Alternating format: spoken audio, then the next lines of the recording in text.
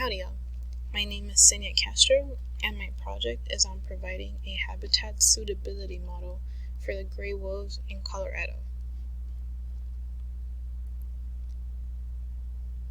So, I'd like to start off by giving a little information on the wolves. Back in the 1930s, wolves were hunted in the states to the point of decimation. Due to this, wolves were added to the endangered species list, where they would receive protection under the Endangered Species Act.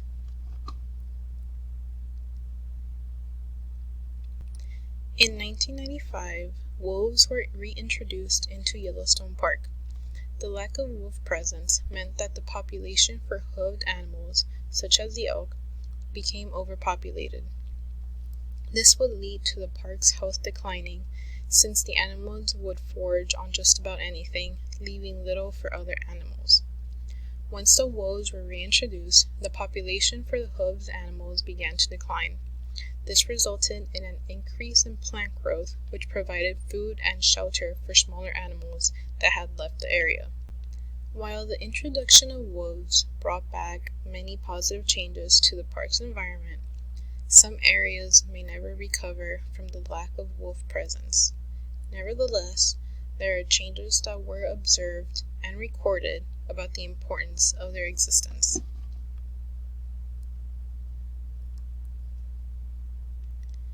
Recent policy changes may affect the ecosystems once again. Wolves have been removed from the federal protections that they once had. This is a cause for concern in an area where wolves live, since they may be hunted freely once again.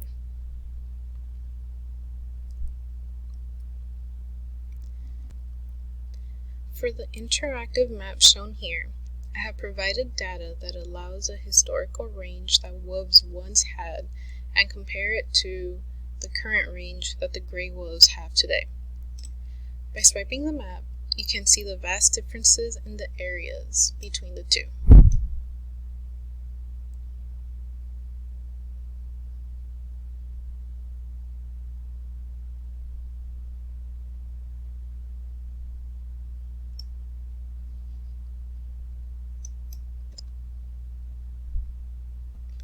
Reintroducing wolves could have positive benefits that aren't considered today.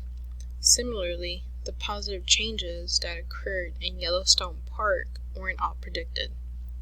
How can we use GIS in order to determine which areas are suitable for the gray wolf to live in Colorado? For the purpose of this project, the focus is the state of Colorado, where the wolves aren't known to reside in. The adaptability that the gray wolf has makes it tolerable to live in various habitats. For the model that was made, road proximity, population density, elevation, prey distribution, and land cover were all factors that were considered. Using ArcGIS Pro 2.6, all the data used was projected into the coordinate system of NAD 1983 UTM Zone 13. The data was also rasterized prior to being classified in order to complete the project. Food sources are important for wolves. The next four maps show the locations of distributions for the larger hoofed animals that live in Colorado. These maps include the distribution patterns for the elk, moose, mule deer, and the white-tailed deer. The data, which was originally vector, was changed to raster in order to provide two different values. These values determine the suitability on whether wolves would have food available. If there was food present in the area, then it becomes suitable for wolves to live in. If not, then the area is unsuitable for the wolves.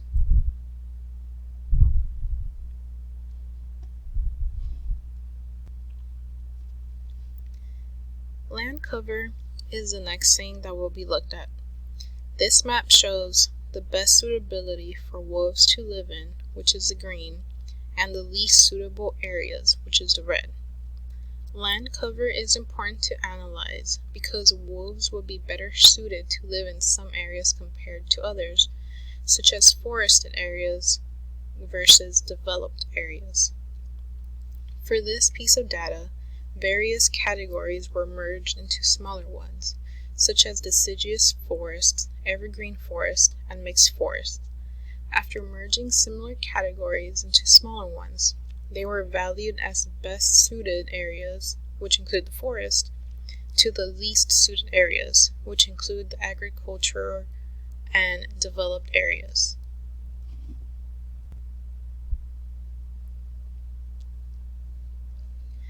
Elevation data was also considered. Since there isn't history on wolves living in Colorado, aside from the few lone wolves that passed by, there wasn't a certain elevation chosen where wolves preferred to live in the state. For this model, an elevation of 1,750 meters was chosen. Anything above that elevation was considered to be suitable, while anything below was unsuitable. The reason that this elevation was chosen was to exclude some of the flatter areas of the state. These areas are used mostly for agriculture, where gray wolves would not be welcomed.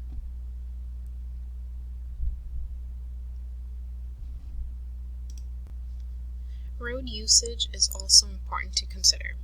For this road proximity map, a buffer was created for the primary and secondary roads that were obtained for the analysis. The areas near the roads become unsuitable for wolves to live in, while the areas farthest from them are best suited. The buffers I chose for this map are written in the story, which are 2,000 meters, 5,000 meters, 10,000 meters, 15,000 meters, and greater than 15,000 meters.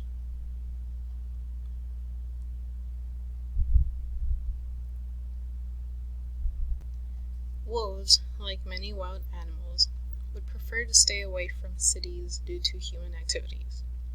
This map of population density was created by using the attribute table of census data. The total area of the state was calculated in the attribute table, and afterwards, the population density was calculated from the total area and the population count. Here, you can see that Denver, Colorado is one of the heaviest populated cities in the state, which would be an area categorized as unsuitable for the model.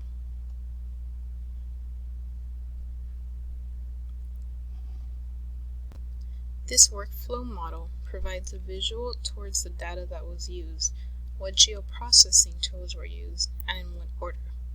This chart helps with organizing the data that a user has, what route the process is taking place, what data still needs to be obtained, and what tools will be used in order to complete the project.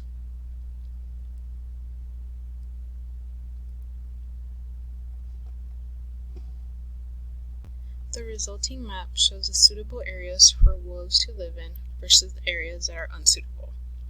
The eastern side of the state is observed to be unsuitable for wolves, while the western side, which contains the mountainous regions, become more suitable. The major city of Denver is the least compatible area, where the high population and the many road networks become the biggest factor. While some areas on the western side are unsuitable, the region is the best overall.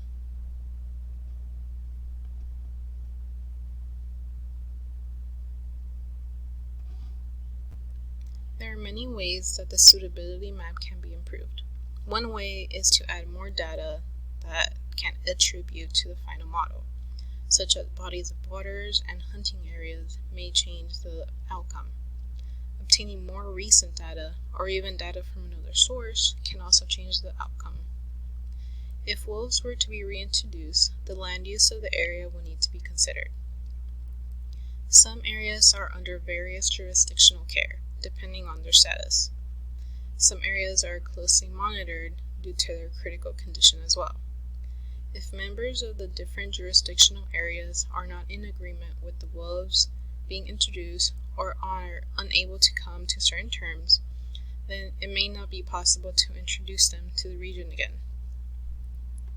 This interactive map shows the critical habitats, areas of concern, and the administrative boundaries for the state of Colorado.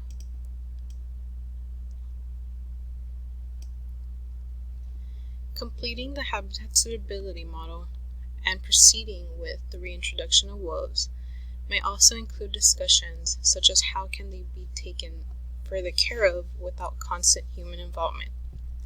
Wildlife bridges have become popular across the world. If bridges are constructed over the roads, there is a reduction in collision for both humans and animals. This can be one way to reduce any population decline for the wolves that won't involve direct interaction with animals. Here are the sources that I used for my project. They include the articles, geospatial data, and the images used in the project. Thank you for watching.